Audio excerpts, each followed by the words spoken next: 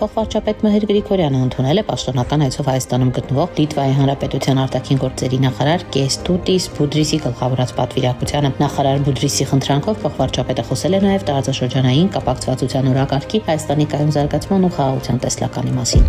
Ալեքսեյ Օվերչուկը հայտարարել է, որ մայիսի 29-ին Աստանայում կայանալիք բարձրագույն Եվրասիական տնտեսական խորհրդի նիստում պետությունների ղեկավարները քննարկելու են ԵԱՏՄ-ում Հայաստանի կարգավիճակի հարցը։ Ռուսաստանի Դաշնության փոխվարչապետը իրավիճակը որակել է չափազանց բարդ, ընդգծելով, որ Մոսկվան չի ցանկանում Հայաստանի դուրս գալը միությունից։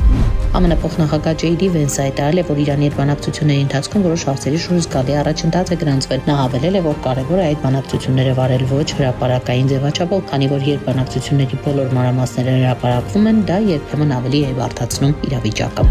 Եվրամիությունը քննադատել է ռուսական նավթի վաճառքի նկատմամբ պատժամիջոցների մեղմացումը երկարաձգելու ԱՄՆ դիրքորոշումը։ Եվրամիության տեսանկյունից մենք չենք կարծում, որ հիմա ժամանակն է թույլատրել Ռուսաստանի վրա ճնշումը, ասել է Եվրամիության տնտեսության հարցերով հանձնակատար Վալդիս Դոմբրովսկիսը։